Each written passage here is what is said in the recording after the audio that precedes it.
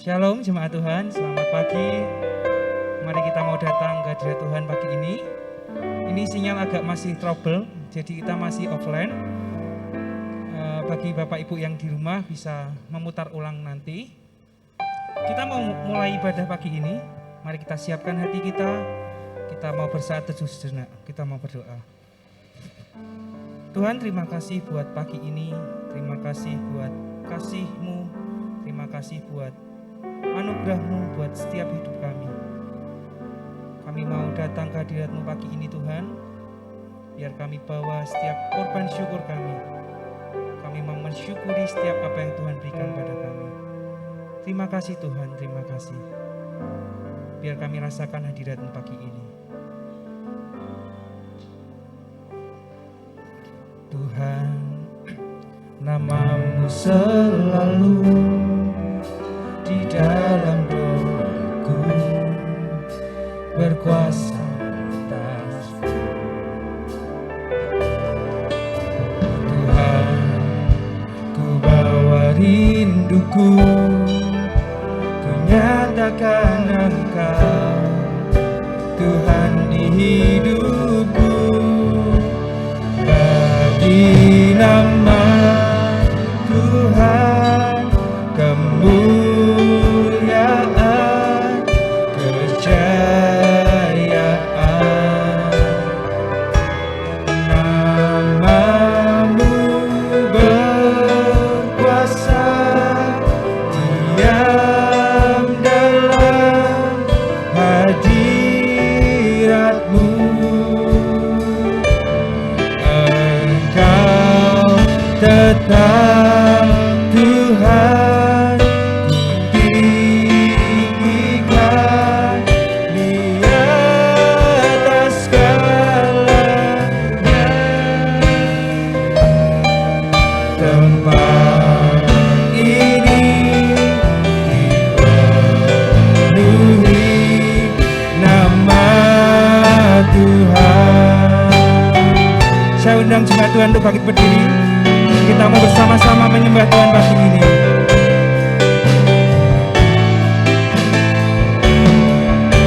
Tuhan, nama-Mu selalu di dalam doaku, berkuasa atasku. Tuhan, ku bawa rinduku, ku nyatakan Engkau Tuhan di hidupku. Bagi nama Tuhan kemuliaan, kejayaan. Nama-Mu berkuasa, diam dalam hadirat-Mu. Engkau tetap Tuhan, Engkau tetap Tuhan, kutinggikan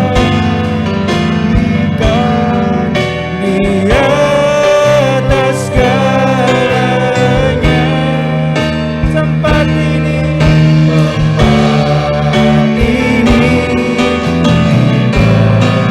dipenuhi nama Tuhan.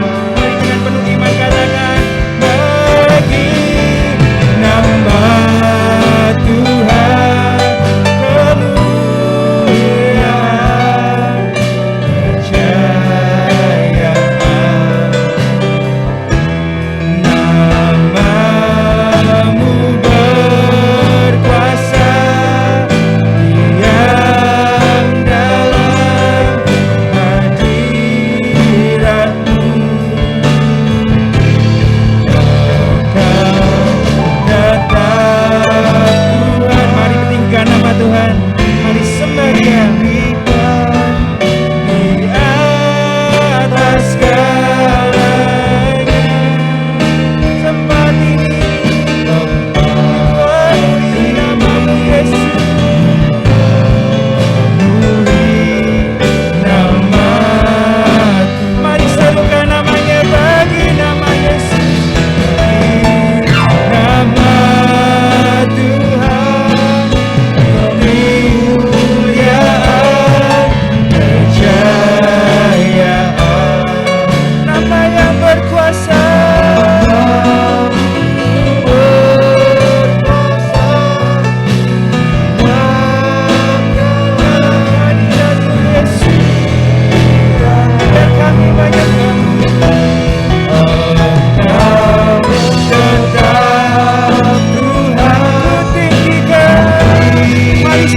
Tinggikan namanya atas segalanya. Tempat ini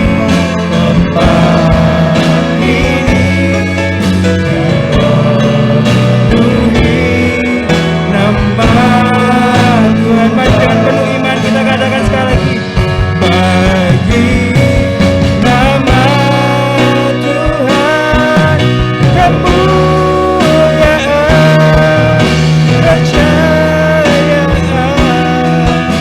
namamu berkuasa. Oh, diam hadiratmu, Engkau Tuhan kutinggikan. Mari tinggikan namanya, mari sembah Dia, mari datang ke hadiratnya dengan penuh ucapan syukur. Di atas segalanya,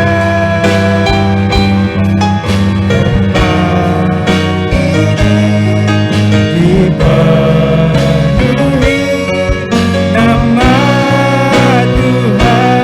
Hati kami dipenuhi, hati kami dipenuhi nama Tuhan. Gereja kami dipenuhi, gereja kami dipenuhi, kota Tuhan dipenuhi namamu Yesus.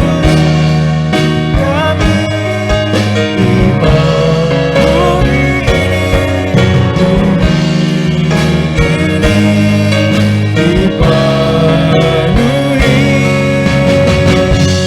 nama Tuhan. Mari sorak-sorai bagi Tuhan Yesus kita, Dialah yang dahsyat. Yes. Haleluya, mari kita berdoa. Bersyukur kepadamu ya Bapa, untuk kesempatan saat ini kami kembali boleh berada di dalam hadirat-Mu yang kudus. Kami bisa memuliakan Engkau, kami bisa memuji Engkau, kami bisa mengagungkan nama-Mu. Mari Allah Roh Kudus, Engkau beracara di tengah-tengah kami. Pakai kami semua untuk jadi saluran berkat, memberkati, diberkati, sehingga nama Tuhan dimuliakan dan ditinggikan. Dan kami semua nikmati akan hadirat-Mu, baik yang ada di dalam gereja maupun saudara-saudara yang menyaksikan melalui live streaming YouTube dan Facebook. Dimanapun kami percaya hadirat Tuhan juga di sana. Mereka boleh nikmati dan rasakan, memberkati, dan mereka sungguh dikuatkan. Kami serahkan rangkaian ibadah ke dalam tangan-Mu. Tak seorang pun yang terlewati oleh lawatan-Mu pagi hari ini. Terpujilah nama-Mu Tuhan Yesus. Kami tolak segala intervensi kuasa kegelapan roh jahat dalam nama Tuhan Yesus. Dan biarlah kebesaran-Mu dan kemuliaan-Mu yang nyata. Haleluya. Dalam nama Yesus kami berdoa dan mengucap syukur. Amin. Beri kemuliaan bagi Tuhan kita Yesus Kristus. Terima kasih. Terima kasih buat kedatangan Bapak Ibu sekalian. Saya percaya ketika dari rumah datang ke tempat ini, saudara pasti membawa kerinduan hati, rindu diberkati oleh Tuhan. Amin. Beri kemuliaan bagi Tuhan. Tuhan Yesus berkati kita semua. Haleluya. Haleluya. Shalom Bapak Ibu Saudara yang kasih Tuhan. Shalom yang di tempat ini. Sekali lagi berikan kita nggak boleh berjabat tangan, tetapi boleh dong kasih sapa dari jarak jauh. Shalom, shalom. Boleh tengok kiri kanannya, boleh tengok belakangnya, katakan shalom, shalom. Kita mau bersama-sama bersukacita, kita mau sambut Sang Raja. Dia yang telah lahir untuk kita, Dia sebagai penebus dosa manusia. Mari bersama-sama, sama katakan, Dia lahir untuk kami, Dia mati untuk kami, Dia bangkit bagi kami semua. Dia itu Tuhan kita, Dia itu Tuhan kami, Dia itu Allah kami, Dia Raja di atas segala raja. Sekali lagi katakan, Dia lahir untuk kita, Dia lahir untuk kami, Dia mati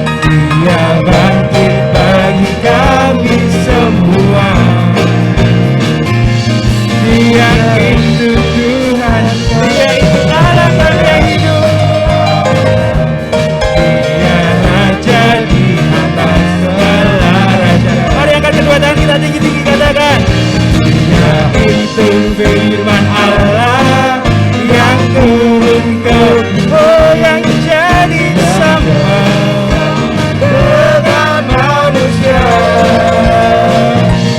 Dia Yesus obat kami, Dia Yesus obat kami. Dia Raja di atas segala raja. Bersama-sama katakan, Dia itu firman Allah yang turun ke bumi, yang jadi sama dengan manusia. Dia Yesus obat kami. Mari serukan namanya. Yes, Dia sobat kami. Dia baru di atas segala raja. Dia Raja, Dia Raja di atas segala. Sekali lagi katakan, Dia Raja. Dia Raja di atas segala raja. Sekali lagi, mari sembah Dia. Dia Raja di atas segala raja. Haleluya, haleluya. Berikan sorak-sorai kemuliaan bagi Tuhan sekali lagi. Silakan duduk kembali Bapak Ibu Saudara. Ya, Allah kita yang hidup, Dia sudah lahir ke dunia 2020 tahun yang lalu dengan satu tujuan. Dia sungguh mengasihi kita. Dia sungguh mau memberikan anaknya yang tunggal untuk kita. Tiada yang sepertimu Tuhan. There is none like you. Tidak ada yang seperti Tuhan. Begitu mengasihi kami. Oleh sebab itu kami mau bersyukur pagi ini Tuhan. Kami mau datang ke hadirat-Mu. Biar kami boleh pagi ini menyembah Engkau dengan sungguh-sungguh.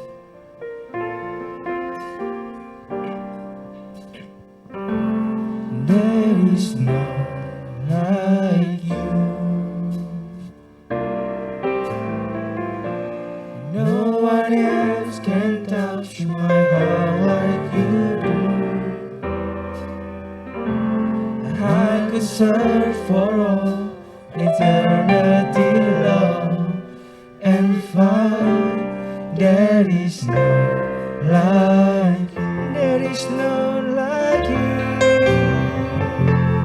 There is none like you. No one else can touch my heart. No one else can touch my heart. Mari datang hadiratnya dengan sungguh-sungguh pagi ini Bapak Ibu Saudara. Mari kita rasakan hadiratnya. Mari datang di hadapannya. And find there is none like you. There is none. There is none like you. Tiada seperti Engkau Yesus. No one else can touch my heart like you do. I can search for all eternity long and find there is none like you. Your mercy flows like a river. Healing comes from your hand.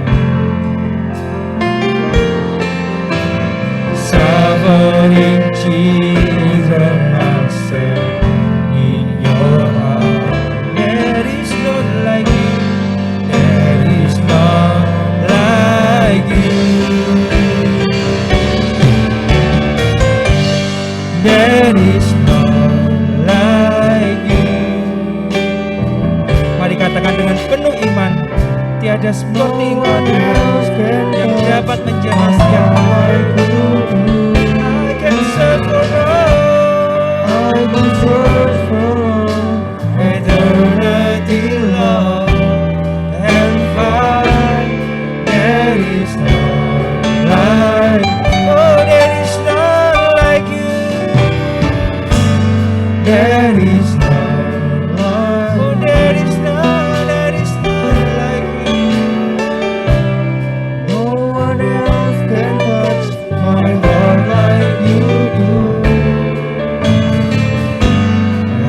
can search for eternity long and find there is none like your mercy, Lord. Your mercy flows like a river wide. Come from your hand, sovereign children and saints.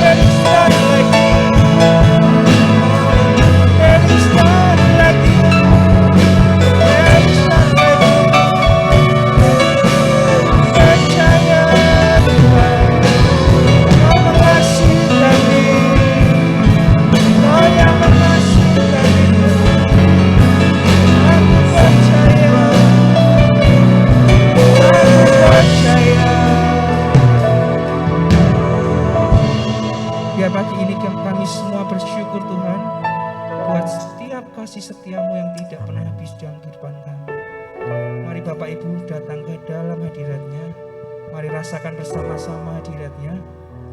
Mari terus angkat suaramu. Terus angkat pujian ini. Terima kasih Yesus. Sebab Engkau yang layak dipuji. Sebab namamu besar. Sebab namamu mulia. How great is our God.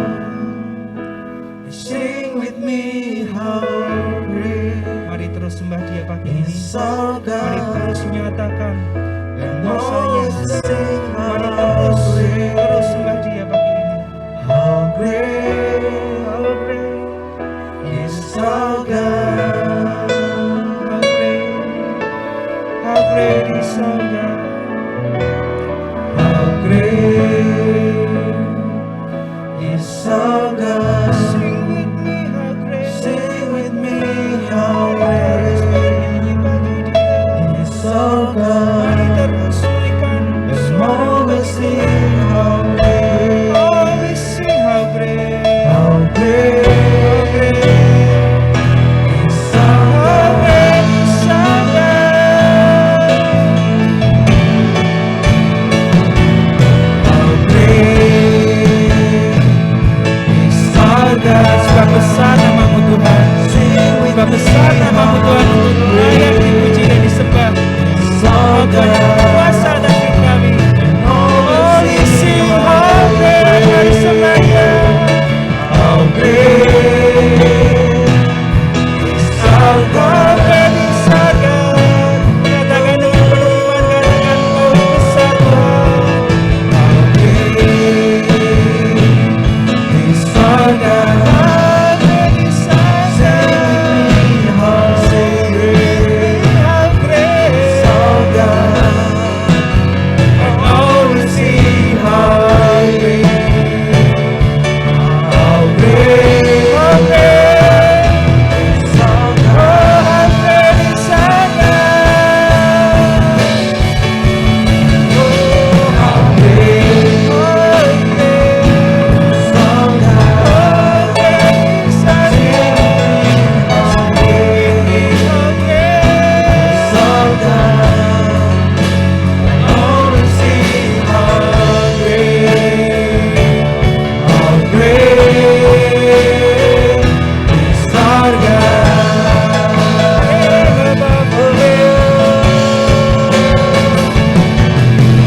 Name above all names. You are worthy of our praise. My heart will sing how great is our God. Nama di atas segala nama. Yesus Tuhan. Yesuslah namanya. Worthy of our praise. My heart will sing. Biar hati kami bernyanyi bagimu Yesus. Heart will sing Katakan, how oh, great great. is our God.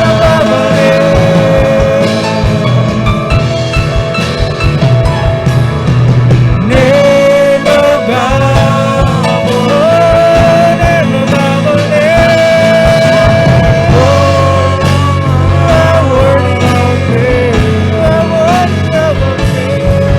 my heart will sing how great is our God. How great, how great, how great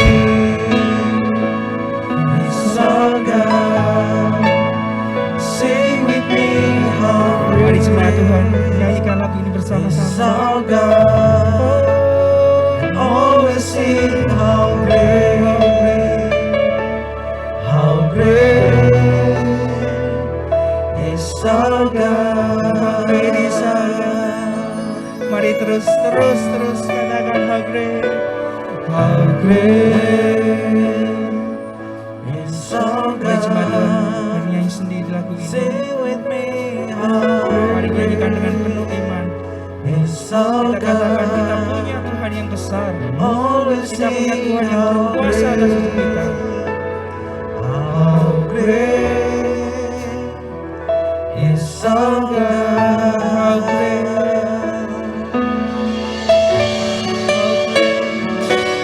How great is our God. Sing with me, how great is our God. Oh, sing how great, how great is our God.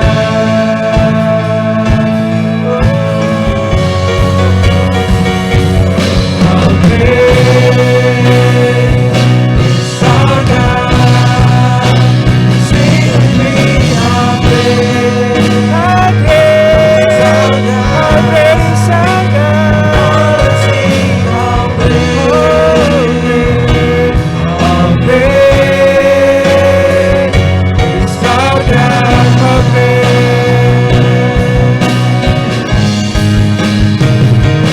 how great is our God. Sing with me, how great, oh besar namamu, our God. Layak dipuji dan disembah. Sing how great, we sing how great is our God.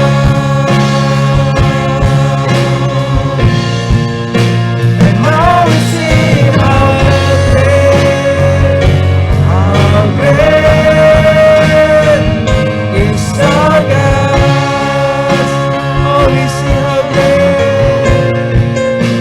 Oh, we see how great is our God.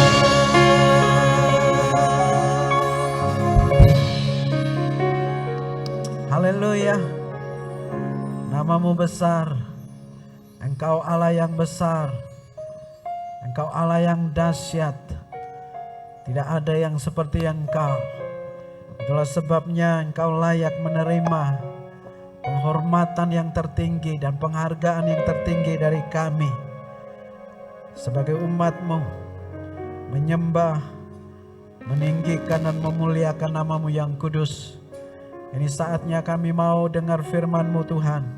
Berbicaralah. Katakan isi hatimu. Biarlah firman-Mu meneguhkan. Firman-Mu menguatkan. Firman-Mu mengobarkan semangat kami. Untuk lebih lagi mengasihi-Mu. Dan terlebih untuk bersaksi kepada sesama. Terlebih mereka yang sangat memerlukan kasih karunia-Mu. Pakai hamba-Mu Tuhan. Dalam nama Yesus kami berdoa dan mengucap syukur. Haleluya. Amin. Shalom. Shalom. Selamat menjelang siang. Bapak, Ibu, dan saudara yang dikasihi dalam Tuhan Yesus Kristus. Sudah semakin dekat dengan Natal tanggal 25 Desember. Kita bersyukur dan berterima kasih karena Tuhan sampai di sini telah menolong kita dan memberi kita kekuatan, kesehatan, dan saudara bisa hadir dan berterima kasih untuk keberanian saudara yang bisa datang ke gereja pada hari ini. Meskipun di luar sana banyak orang sedang ketakutan, banyak orang yang sedang berhadapan dengan COVID-19, tetapi saudara penuh keberanian untuk datang kepada Tuhan. Haleluya. Saya percaya jika saudara datang ke tempat ini dengan hati yang tulus, Tuhan melindungi saudara dari semua ancaman apapun yang ada di muka bumi ini. Terlebih COVID-19 yang tak terlihat dengan mata, tetapi Tuhan melihatnya. Nah, Bapak Ibu yang dikasihi dalam Tuhan, hari ini kita bicara tentang Allah belusuan atau belusukan. Nah, apa sih yang dimaksud dengan belusukan? Nah, belusukan ini sebenarnya bahasa Jawa, tetapi sudah diakui atau diadopsi menjadi bahasa Indonesia. Memang belusukan ini sangat akrab di telinga orang Jawa karena memang ini bahasanya mereka. Tapi kalau saudara pergi keluar provinsi tertentu, Indonesia bagian timur, kayak Sulawesi, Kalimantan, atau bukan Kalimalang, Kalimantan, Sulawesi, dan juga Ambon, dan juga Papua, pasti mereka agak bingung, kecuali mereka yang sudah datang ke Jawa atau mereka yang suka ngikutin berita. Mereka sudah pasti tahu apa yang disebut dengan belusuan atau belusukan. Nah, belusukan itu dari kata belusuk, artinya masuk, saudara. Masuk yang diakhiri dengan akhiran an, yang artinya masuk ke tempat tertentu. Nah, sejak Bapak Jokowi menjadi wali kota Solo, lalu kemudian menjadi gubernur DKI Jakarta, dan setelah itu menjadi presiden Indonesia sampai saat ini. Ini yang ke periode yang kedua, saudara.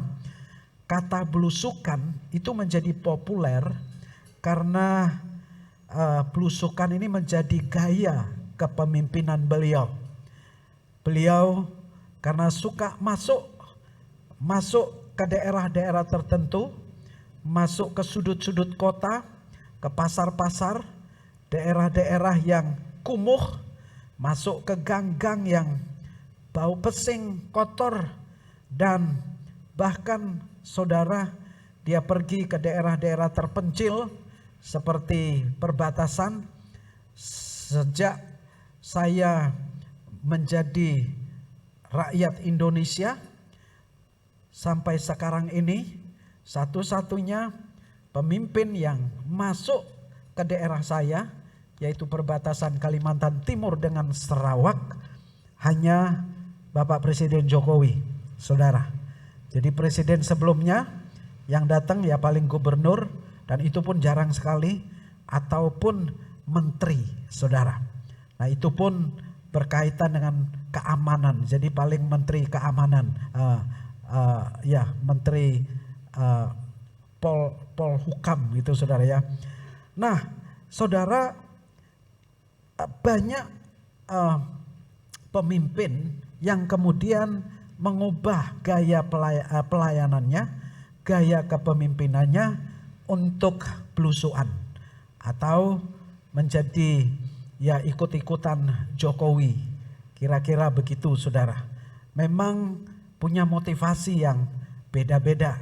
Kalau Jokowi dia memang ingin melihat bagaimana keadaan dan situasi rakyat, masyarakat secara real, saudara, karena dia tidak mau hanya mendengar katanya dari menteri-menteri yang dia perintahkan untuk memperhatikan masyarakat. Saudara yang dikasih dalam Tuhan, saya pernah berdiri di malam hari di sebuah tempat di Semarang yang disebut dengan Gunung Gombel itu, saudara. Dan lalu kemudian dari sana saya melihat kota Semarang. Jadi kalau saudara melihat kota Semarang dari Gunung Gombel di malam hari, pemandangannya, view-nya sangat indah, saudara.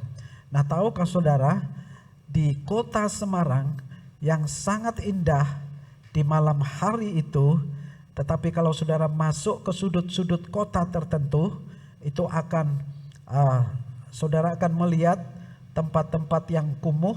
Kalau saudara belusuan masuk ke daerah-daerah pasar misalnya, atau daerah-daerah di pinggir kali apa itu, saudara yang kasih Tuhan, ada begitu banyak ruli-ruli atau rumah liar yang tidak jelas dibangun kayak gedek begitu, dan itu sungguh-sungguh mengganggu pemandangan, saudara, pemandangan mata. Nah, saudara yang dikasih dalam Tuhan, Jokowi dia presiden yang bisa melihat itu semua, dan tahu apa sebenarnya yang terjadi di dalam kota, di tengah-tengah masyarakat yang dia pimpin, saudara. Nah, untuk apa para pemimpin, khususnya Jokowi belusuan, saudara? Ya, untuk melihat secara langsung situasi real keadaan masyarakat yang dia pimpin tentunya. Atau supaya dapat mengerti dan memahami apa yang menjadi pergumulan-pergumulan masyarakat dan apa yang menjadi persoalan real yang ada di lapangan, saudara. Jadi dengan demikian dia tahu masalah di dalam masyarakatnya. Dengan demikian dia tahu masalah di dalam bangsanya. Karena dia tahu masalahnya sehingga dia bisa membuat program yang sifatnya program yang bersifat solutif, program yang bersifat memberi jalan keluar dari pergumulan dan persoalan masyarakat yang terjadi, saudara. Bapak Ibu, 2000 tahun yang lalu sebelum Jokowi belusuan ke tempat-tempat kumuh, ke daerah-daerah yang terpencil, daerah-daerah yang tidak pernah didatangi banyak pemimpin, saudara. 2000 tahun yang lalu Allah sang pencipta langit dan bumi ini, Allah yang telah menciptakan alam semesta dengan tangannya, saudara, yang telah mendasarkan alam semesta ini, meletakkan alam semesta ini dengan tangannya, dia belusukan ke bumi, saudara. Dia belusukan ke dunia. Kita lihat di dalam Lukas pasal 2 ayat 1 sampai dengan ayat yang ke-7. Saya membaca, pada waktu itu Kaisar Agustus mengeluarkan satu perintah, menyuruh mendaftarkan semua orang di seluruh dunia. Kaisar Agustus, dia adalah Kaisar Romawi, Bapak Ibu, yang memerintah kerajaan Romawi pada zaman itu, kurang lebih pada abad ke-8 sebelum Masehi, saudara, sebelum Masehi, pada abad ke-8 sebelum Masehi. Lalu inilah pendaftaran, ia menyuruh mendaftarkan semua orang di seluruh dunia. Inilah pendaftaran yang pertama kali diadakan sewaktu Quirinius menjadi wali negeri di Syria. Saudara, ini merupakan sensus penduduk untuk menghitung berapa jumlah penduduk yang ada di bawah kekuasaan kerajaan Romawi, saudara. Dan secara dari sisi sejarah, kira-kira waktu itu ada kurang lebih 4 juta sampai 5 juta masyarakat yang ada di dalam kerajaan Romawi. Itu artinya sejumlah penduduk Jawa Tengah, kira-kira saudara yang dikasih dalam Tuhan, masyarakat Jawa Tengah atau Semarang, bukan Jawa Tengah, saudara. Ya, Jawa Tengah lebih banyak lagi. Kalau Semarang kira-kira 4 sampai 5 juta saudara penduduknya. Kalau kota Demak ini penduduknya ada 1.100.000 sekian, saudara. Tidak sampai 1.200.000. Jadi 1.150.000-an Bapak Ibu yang dikasih Tuhan. Berarti lebih luas lagi kerajaan Romawi ini. Nah, memang di situ dikatakan seluruh dunia. Nah, tentu saja seluruh dunia yang dimaksud ini secara geografis itu hanya wilayah yang dikuasai oleh Romawi, saudara. Wilayah yang dikuasai oleh Romawi. Dan di sana dikatakan supaya inilah pendaftaran pertama kali diadakan sewaktu Quirinius menjadi wali negeri Syria. Wali negeri, ada raja, ada kaisar, lalu di bawahnya ada Quirinius yang menjadi wali negeri, saudara, di daerah Syria yang kita kenal sekarang Iran, Irak, Syria atau Suria itu, saudara. Maka pergilah semua orang mendaftarkan diri masing-masing di kotanya sendiri. Demikian juga Yusuf pergi dari kota Nazaret. Saudara tahu Yusuf itu orang Nazaret dan Yesus disebut sebagai orang Nazaret. Di Galilea ke Yehuda, ke Yudea, ke kota Daud yang bernama Bethlehem, ya. Bethlehem karena ia berasal dari keluarga dan keturunan Daud. Nah, mereka pergi ke Bethlehem, ke sebuah kota kecil yang artinya adalah rumah roti, saudara. Nah, supaya didaftarkan bersama-sama dengan Maria, tunangannya, yang sedang mengandung. Jadi dalam perjalanan itu dari Nazaret ke Bethlehem, Maria sedang mengandung, saudara. Mengandung, dan usia kandungannya itu sudah tua dan memang sudah waktunya untuk melahirkan. Lalu ketika mereka di situ, tibalah waktunya bagi Maria untuk bersalin, dan ia melahirkan seorang anak laki-laki, anaknya yang sulung, lalu dibungkusnya dengan lampin dan dibaringkannya di dalam palungan karena tidak ada tempat bagi mereka di rumah penginapan.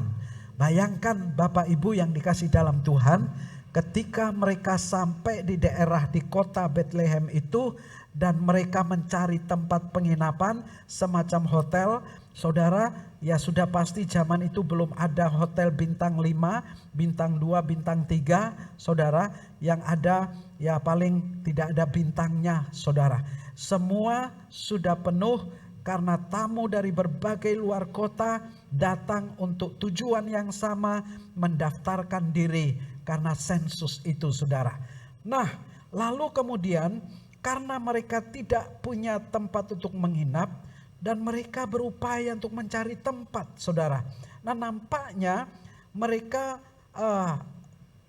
mendapatkan sebuah tempat, yaitu kandang binatang, saudara. Kandang binatang.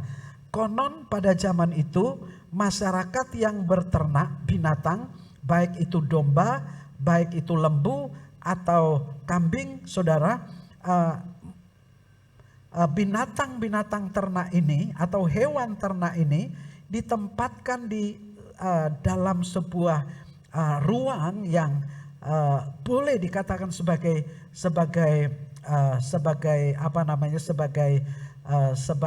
kandang, saudara, yang dikasih dalam Tuhan. Baik itu menyatu dengan rumah atau berada di luar rumah, saudara.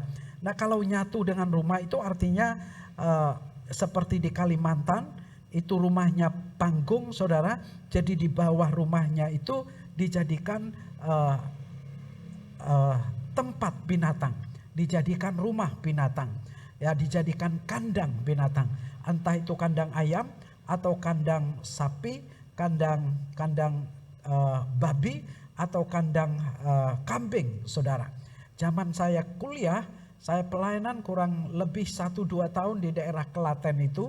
Saya masuk di desa-desa, di desa, saudara. Setiap weekend kita nginap di rumah masyarakat, di rumah desa, orang desa. Dan ada masyarakat atau penduduk kampung yang rumahnya satu dengan binatang. Hanya dibatasi oleh gedek, saudara. Dibatasi oleh gedek. Bayangkan, saudara yang kesam Tuhan, bau di dalam rumah itu wangi sekali karena campur dengan teleknya kambing, teleknya sapi, dan juga bau makanannya, saudara, bau pesingnya, saudara. Dan kita makan di situ, saudara, tidur di situ dan makan di situ. Cuman dibatasi oleh gedek, saudara yang kesam Tuhan. Nah, ini menarik sekali, saudara. Nah, itu di kampung-kampung, saudara. Nah, saudara, Allah belusukan ke tempat itu. Dia di situ dikatakan dia dilahirkan, dia dibaringkan di palungan, saudara. Palungan itu adalah tempat meletakkan makanan atau tempat menaruh makanan binatang, saudara. Nah, biasanya kalau di Kalimantan palungan, yang punya palungan itu babi, saudara. Jadi saya tahu persis setiap orang kampung itu punya babi peliharaan, babi kampung, saudara. Enak dan beda rasanya dengan babi-babi yang dijual di pasar di Semarang, saudara yang kesam Tuhan. Karena babi yang dijual di sana itu biasanya babi istilah orang Kalimantan itu babi tuan, saudara, babi tuan. Jadi babi yang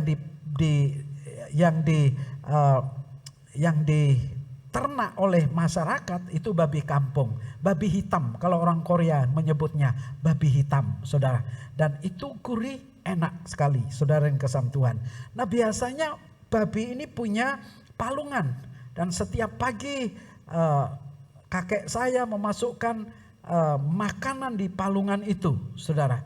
Dan setelah habis, nah sisa-sisa ada begitu banyak sisa-sisa yang pada akhirnya tinggal di tempat makanan itu dan kemudian menjadi tempat laler-laler berpesta, saudara, dan tentu sangat kumuh dan kotor dan menjijikkan, saudara. Saya membayangkan Bapak Ibu yang dikasih dalam Tuhan, sebersih-bersihnya kandang itu tetap kotor, saudara. Sebersih-bersihnya kandang itu tetap bau. Sebersihnya kandang itu tetap kumuh dan tetap meninggalkan perasaan jijik, saudara. Sebersih-bersihnya kandang itu tetap dikerubungi pala laler untuk berpesta. Dan saudara, tahukah saudara bahwa Allah sang pencipta langit dan bumi ini, yang menciptakan alam semesta dan segala isinya, ketika dia datang ke dunia, dalam keberadaannya sebagai manusia, dia lahir sebagai manusia, dia lahir di kandang yang bau dan kotor itu, saudara. Dia ditempatkan dalam palungan tempat makanan binatang, saudara. Allah alam semesta, dia turun dari kemuliaannya, dia turun dari kemegahannya, dari tahtanya yang mulia, yang besar, dia menjadi manusia, belusukan ke dunia ini, saudara, masuk ke kandang yang hina, saudara yang kasih Tuhan, dia lahir di sana.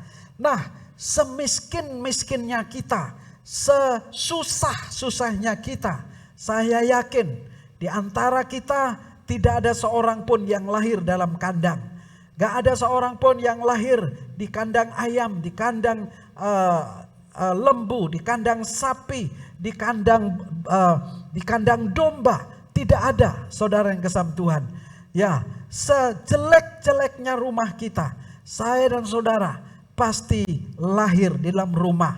Meskipun mungkin dulu rumah kita seperti rumah gedek, saudara yang kasih Tuhan, itu tetaplah menjadi tempat terbaik bagi kelahiran saya dan saudara.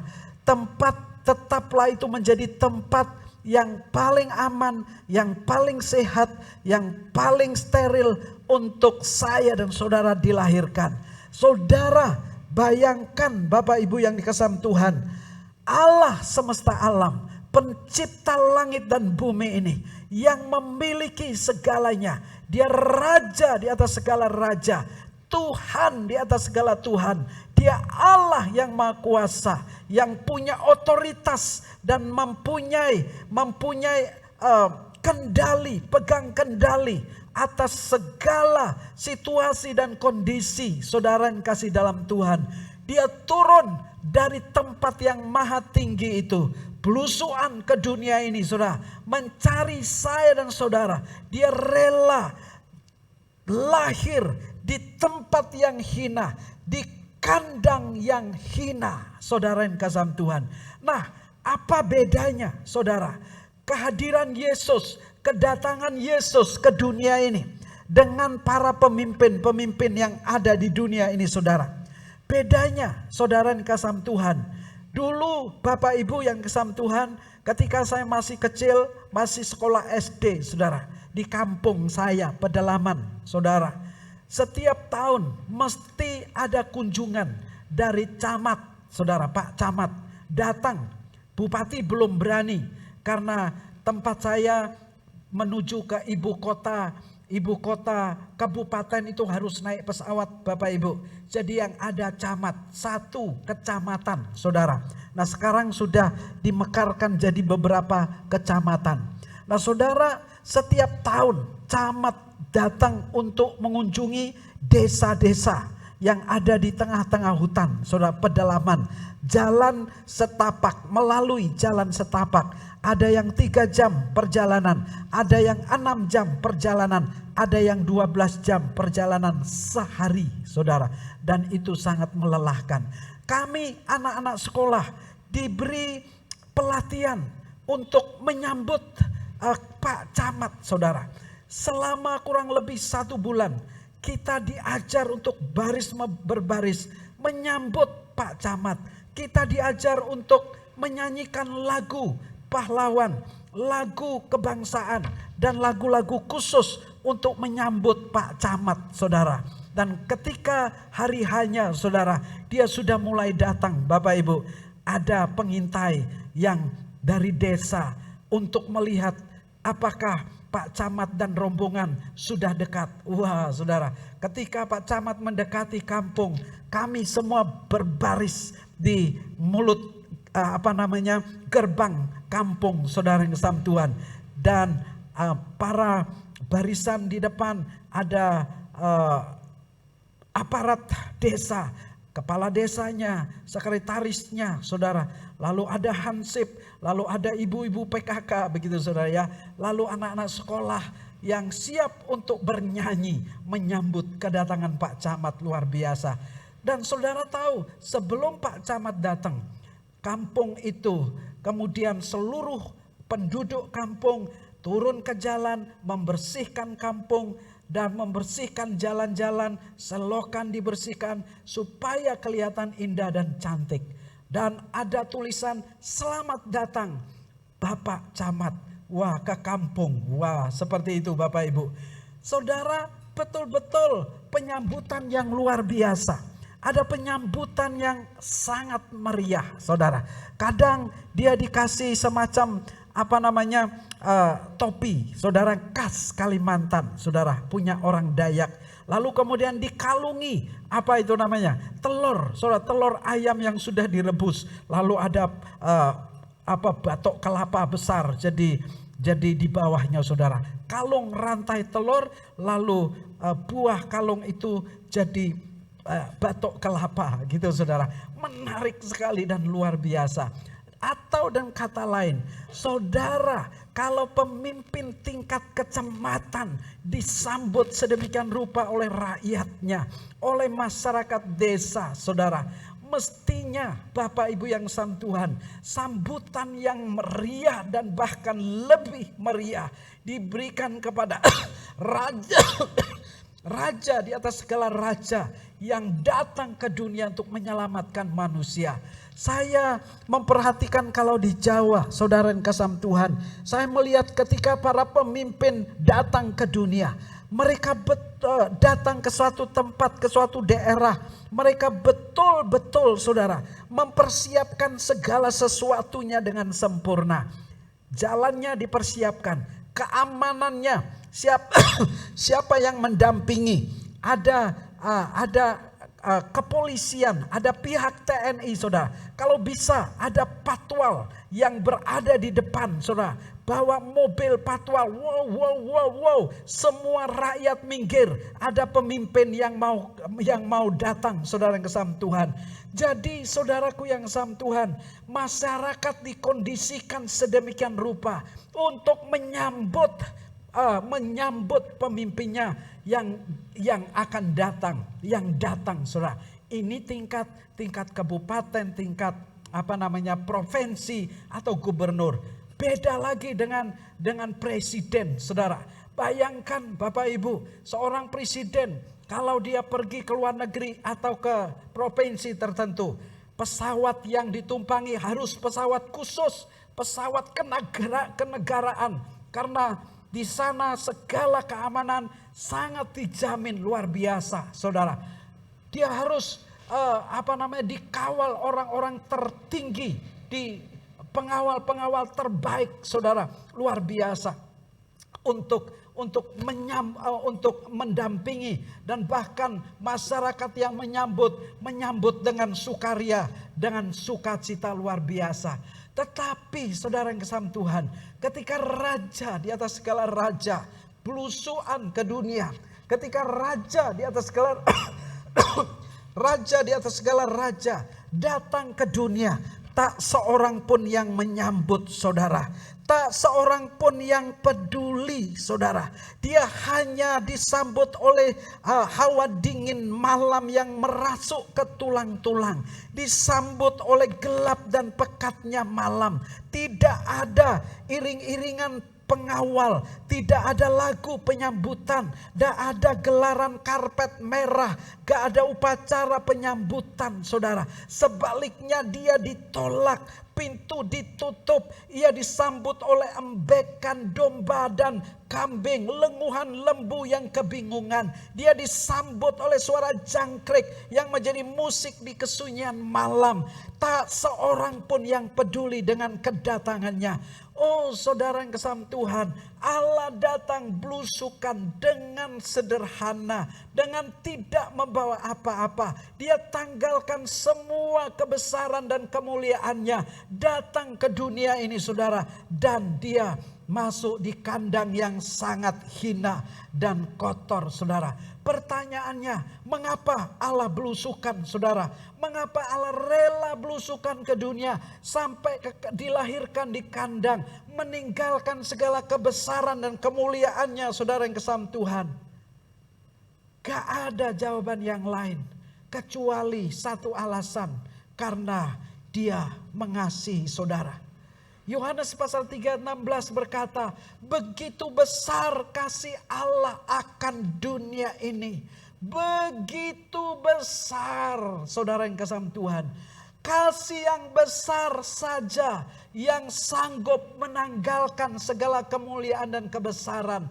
Hanya kasih yang menjadi alasan seseorang bisa meninggalkan semua kehormatannya, meninggalkan semua kemuliaan dan kebesarannya, dan merendahkan diri saudara. Allah mengasihi saya dan saudara sehingga dia datang ke dunia ini supaya setiap orang yang percaya tidak binasa melainkan beroleh hidup yang kekal. Dia mau menyelamatkan saya dan saudara dari lumpur dosa. Jadi ibaratnya saya dapat menggambarkan saya dan saudara sedang berada dalam lumpur dosa. Lalu Allah yang Maha Kuasa dari sorga datang nyemplung ke dalam lumpur itu, mengangkat saya dan saudara satu demi satu dari lumpur itu, membebaskan saya dan saudara, menyucikan dan menguduskan saya dan saudara menjadi manusia yang baru saudara yang kasih Tuhan. Tadi malam saya nonton film yang berjudul End of the Spear. End of the Spear, berakhir di ujung tombak saudara. Saya sudah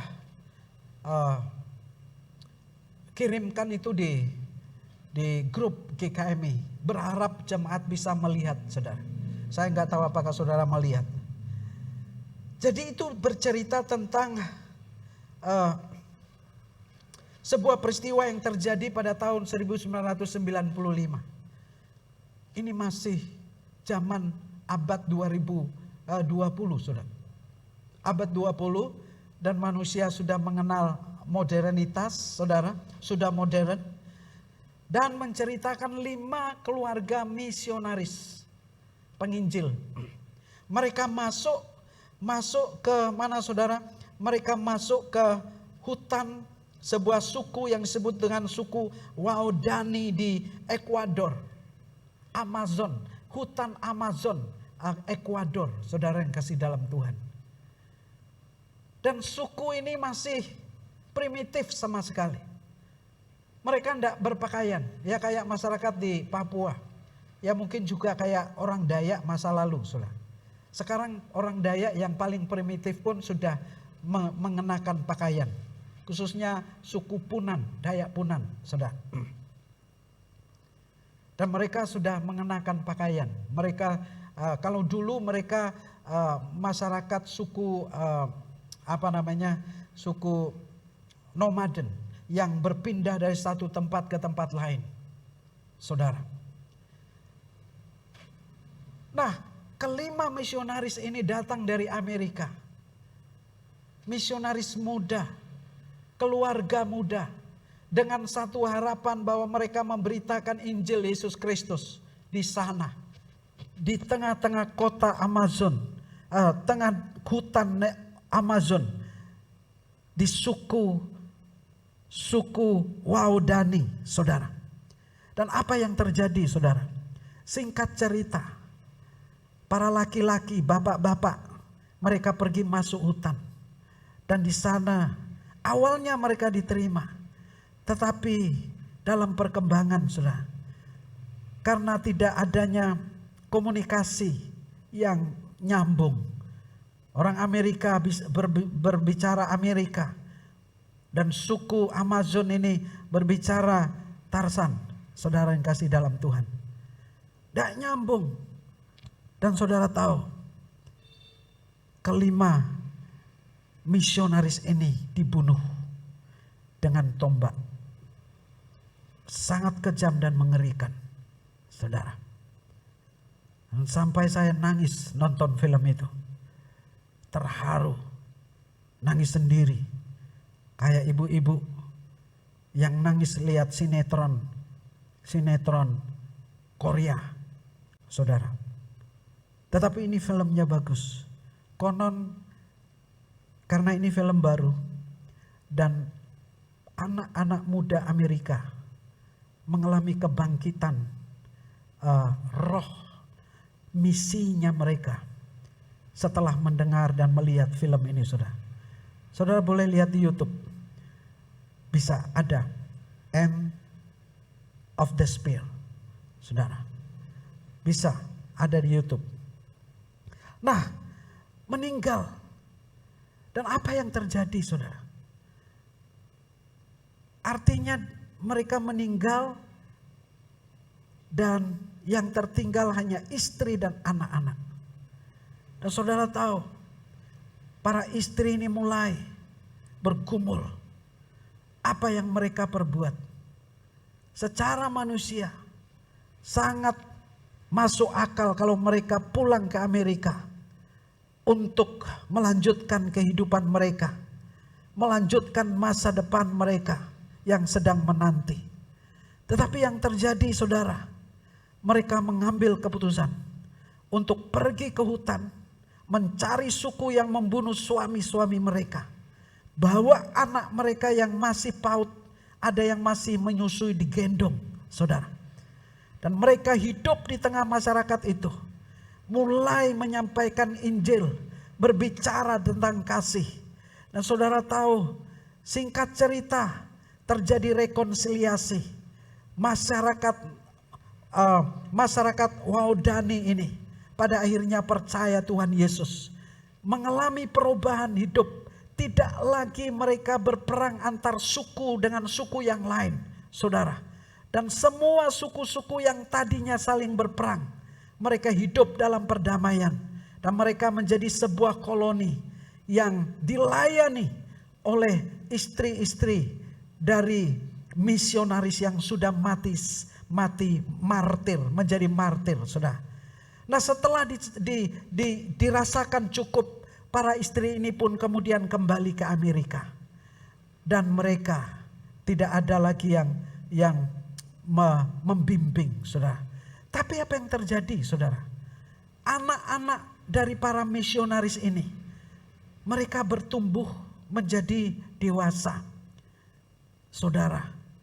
Dan apa yang mereka lakukan? Bukannya mencari masa depan di Amerika, seperti kebanyakan pemuda-pemuda yang merindukan kehidupan yang ideal. Pemuda-pemuda yang memimpikan rumah yang bagus, mobil yang bagus, punya istri yang bagus, atau kehidupan yang penuh kemewahan di kota, saudara. Anak-anak misionaris ini pergi kembali ke hutan Amazon, Ekuador. Mereka melayani kembali masyarakat yang telah membunuh orang tua mereka.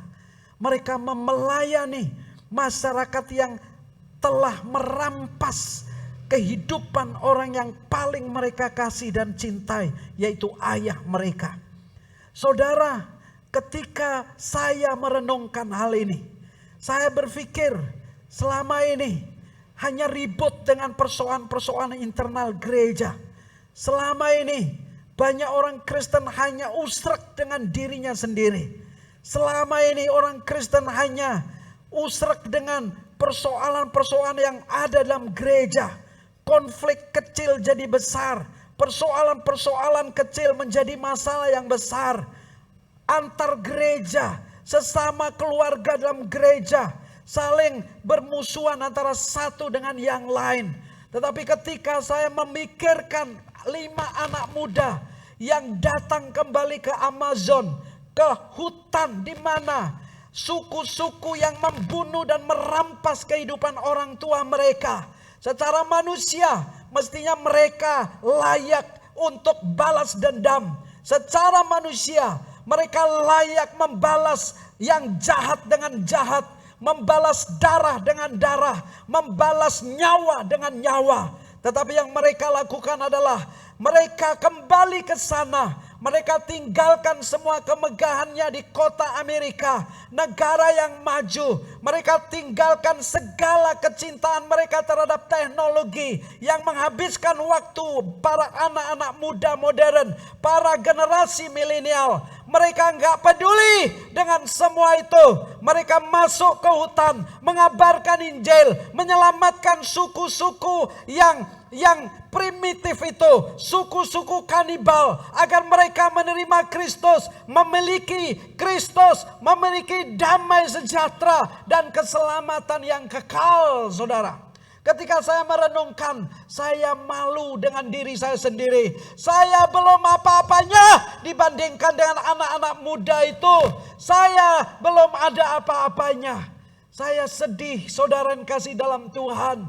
Hari-hari ini banyak orang Kristen gak pernah memikirkan lagi orang-orang yang terhilang, orang-orang yang hidup di dalam kegelapan, di dalam belenggu dosa. Mereka asik dengan dirinya sendiri, mereka asik dengan persoalannya sendiri, menghabiskan waktunya menghadapi masalah-masalah yang dia hadapi sendiri oleh karena perbuatan-perbuatannya sendiri. Saya bertanya pada diri saya sendiri, apa yang membuat anak-anak muda ini bisa datang kembali ke sana? Apa yang membuat para keluarga misionaris ini kembali ke hutan itu? Gak ada penjelasan dan alasan yang lebih realistis kecuali kasih. Kasih dari sorga. Mungkin kita bisa menyanyikannya dengan baik. Kasih dari sorga memenuhi tempat ini. Kasih dari Bapa sorgawi. Saudara, saya berdoa supaya Tuhan penuhi aku dengan kasih itu. Kasih yang mengasihi musuh. Kasih yang rela berkorban demi orang lain. Kasih itulah yang dimiliki oleh mereka, saudara yang kasih Tuhan. Kasih Allah. Kasih Allah itu saja yang memampukan setiap orang untuk rela mengorbankan segalanya. Hanya kasih saja yang memampukan seseorang untuk siap terluka, untuk siap tersakiti, dan siap mati bagi sesamanya. Yesus datang ke dunia ini belusukan, mencari saya dan saudara, nyemplung dalam lumpur dosa itu, mengangkat saya dan saudara karena kasihnya. Yesus datang belusukan karena kasihnya, datang kepada saudara yang beringas, datang kepada kita yang haus darah, datang kepada kita yang suka pendendam, datang kepada kita yang suka membunuh, datang kepada kita yang penjinah, datang kepada kita yang licik, datang kepada kita yang suka membenci pendusta, datang kepada kita yang jahat, yang sombong, agar kita keluar dari semua belenggu itu. Menjadikan kita manusia baru. Yesus belusukan demi saya dan saudara supaya kita menjadi manusia yang baru. Sampai pada saat dimana kita dapat berkata, hidupku bukan aku lagi, tetapi Kristus yang hidup di dalamku. Saudara, kadang-kadang saya sedih dan prihatin melihat kehidupan banyak orang percaya. Tuhan sudah memberkati sedemikian rupa. Tuhan sudah jaga hidup sedemikian rupa. Tuhan kasih berkat kesehatan, berkat materi, dan berkat-berkat yang lain. Tetapi kita hidup seperti orang yang tidak menerima kasih karunia dari Allah. Kita hidup seenaknya. Dan kita menodai kasih yang Tuhan sadari, sodori. Kita mencoreng kasih itu dengan kehidupan yang tidak tahu berterima kasih. Bapak Ibu yang dikasih dalam Tuhan, Yesus mengasihi saudara. Itu tidak pernah berubah. Dia mengasihimu lebih dari apa yang kamu pikirkan dan kamu kira. Lebih dari apa yang kamu bayangkan. He love you. Dia mengasihi saya. Dia mengasihi saudara. Gak peduli apa keadaanmu. Dan kasih itu lebih besar. Bahkan dari pelanggaran-pelanggaran saudara. Tetapi bagi kita yang sudah terima dia. Kita tidak saja menerima kasih itu. Tetapi kita hidup sebagai orang yang menghargai kasih itu. Dan itu mesti kita nyatakan lewat hidup kita hari demi hari. Kepada siapapun. Dan mungkin saudara berkata, aku gak bisa. Minta kasih Tuhan itu. Supaya memenuhi saudara. Saat engkau menerima Yesus. Ada Yesus di dalammu. Dan harusnya hidup Yesus itu juga engkau hidupi. Pikirannya menjadi pikiranmu. Perasaannya menjadi perasaanmu. Perkataannya menjadi perkataanmu. Perbuatannya menjadi perbuatanmu. Bagaimana dia menghadapi manusia sesama yang lain. Demikian juga mestinya kita menghadapi sesama yang lain. Bagaimana dia menghadapi musuh-musuhnya. Mestinya kita pun menghadapi musuh-musuh kita seperti dia melakukannya. Karena dia ada di dalam kita. Hidupku bukan aku lagi. Tapi Kristus yang hidup di dalamku. Dia mengasihi saudara. Mari kita berdoa. Tuhan Yesus, terima kasih untuk kasih-Mu yang besar. Kasih-Mu yang dahsyat. Melampaui akal pikiran kami. Engkau datang ke dunia. Masuk ke dunia ini. Dengan cara yang menyedihkan. Belusuan sampai ke kandang. Dari sana engkau mulai melawat dunia ini. Apa yang sudah kami dengar, Roh Kudus melengkapinya, menyempurnakannya. Lawati setiap jemaat-Mu yang saat ini mendengar, baik yang di rumah maupun yang di tempat ini. Tak seorang pun yang terlewati oleh lawatan Tuhan. Terpujilah nama-Mu Yesus. Ini doa kami. Kami serahkan segenap hidup kami sepenuhnya ke dalam tangan-Mu. Saya mengundang jemaat Tuhan untuk bangkit berdiri. Kita bangkit berdiri. Terima berkat dari Allah. Tuhan memberkati engkau dan melindungi engkau. Tuhan menyinari engkau dengan wajah-Nya dan memberi engkau kasih karunia. Tuhan menghadapkan wajah-Nya kepadamu dan memberi engkau damai sejahtera. Mulai saat ini sampai Tuhan Yesus datang untuk kedua kalinya. Haleluya. Amin. Dia lahir untuk kami.